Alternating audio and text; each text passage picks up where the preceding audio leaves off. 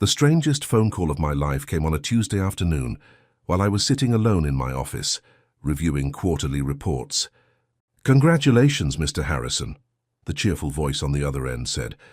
"We're calling from Charleston State University to inform you that your daughter has been selected as valedictorian of this year's graduating class. She specifically requested that you come on stage to receive her honorary family medal during the ceremony this Saturday." I smiled politely, convinced they had simply dialed the wrong number. "I'm sorry," I replied. "I believe you've made a mistake."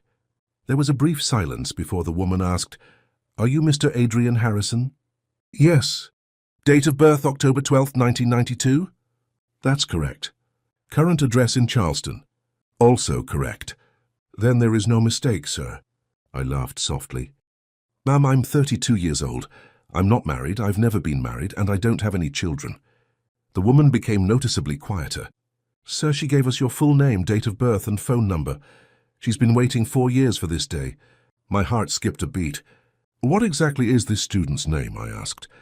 "I'm sorry, sir. She specifically requested that we not reveal that information over the phone." Now I was completely confused.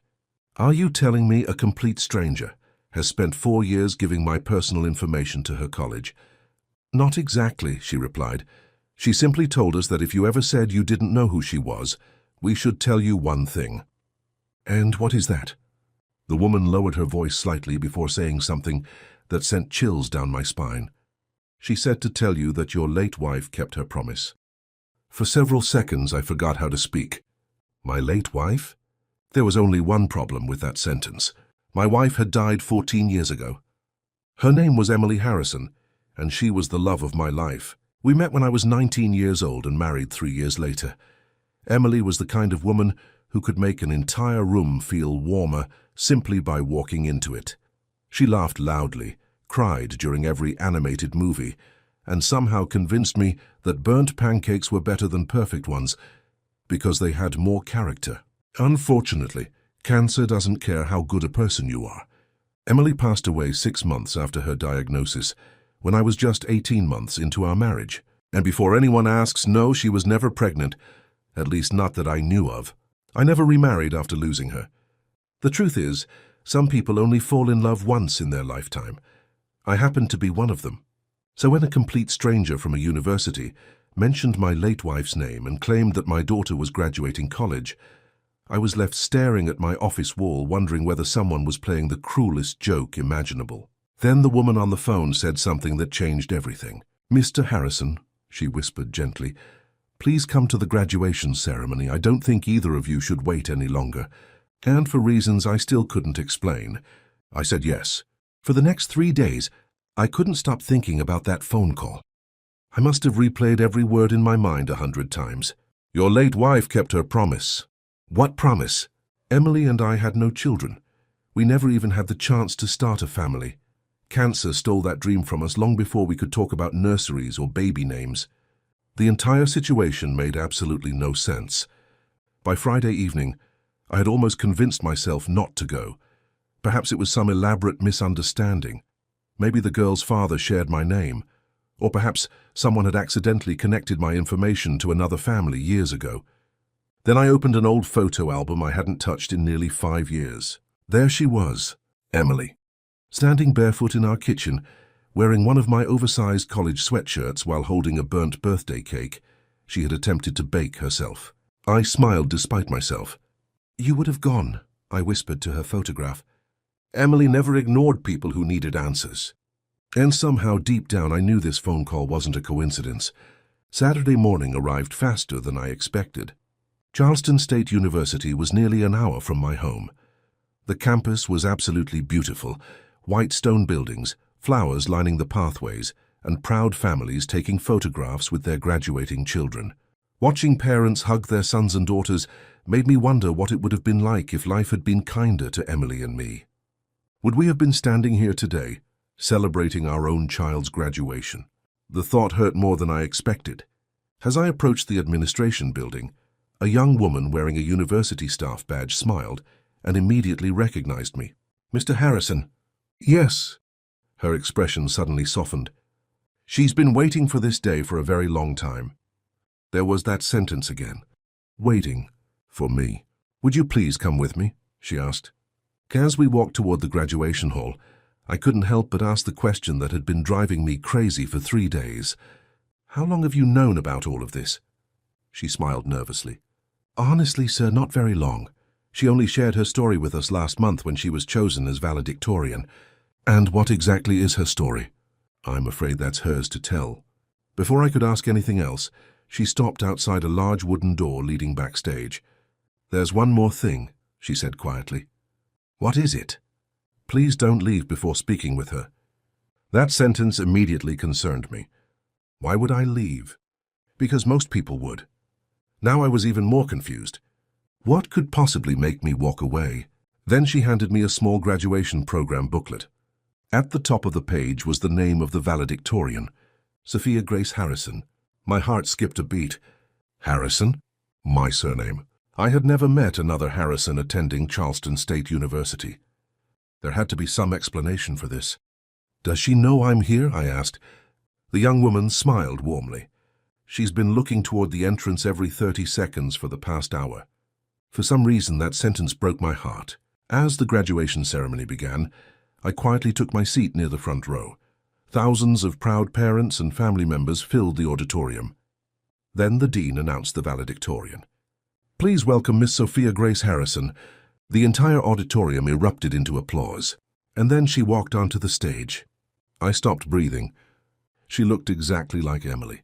Not just a little. Exactly. The same beautiful hazel eyes, the same smile. Even the way she tucked her hair behind her ear before approaching the podium.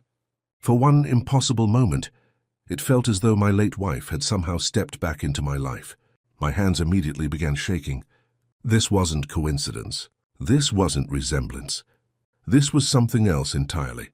Sophia began her speech confidently, before suddenly looking directly toward the audience.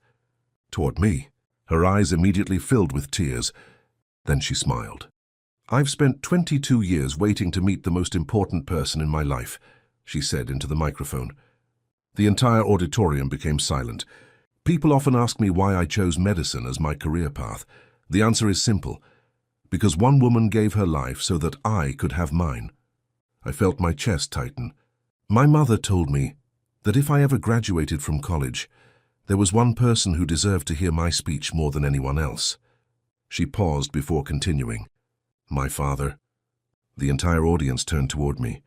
I sat frozen in my chair, because somehow, the young woman standing on that stage looked exactly like the woman I buried 14 years ago. And for the first time in my life, I was beginning to wonder whether my late wife had taken a secret to her grave. Tell me honestly, if you received a phone call telling you that your daughter was graduating college, even though you had never known she existed, would you go? Comment, I would go or I wouldn't believe it. By the time Sophia finished her speech, there wasn't a dry eye in the auditorium, including mine. The dean quietly invited me onto the stage. My legs felt strangely heavy as I walked toward her. I had spent the last 32 years believing I would never hear anyone call me Dad. Then Sophia stepped forward and hugged me, as if she had known me her entire life. Hi, Dad, she whispered. Those 2 words completely broke me. When the applause finally settled, we sat together backstage for nearly 2 hours. And that's when she told me the truth. 14 years ago, before Emily's cancer became terminal, she received devastating news. She wasn't just fighting for her own life anymore. She was pregnant.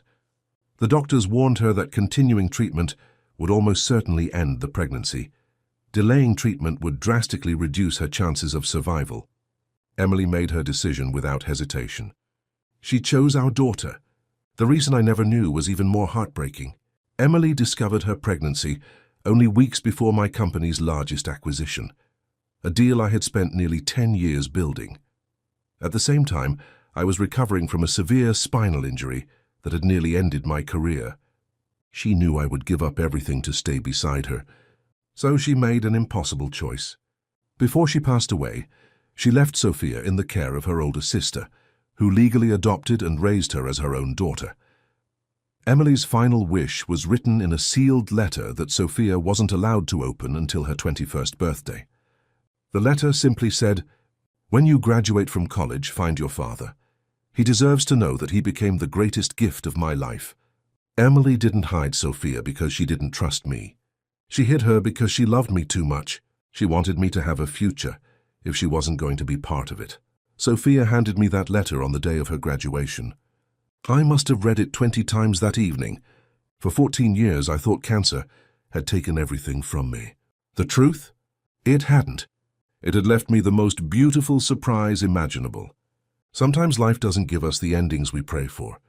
Sometimes it gives us something even better. Just many years later, the college called to congratulate me on my daughter's graduation. What they didn't know was that I was the one receiving the greatest gift that day. I finally got to meet the daughter my late wife had spent her final days protecting. And for the first time in 14 years, I drove home feeling as though Emily was sitting beside me once again.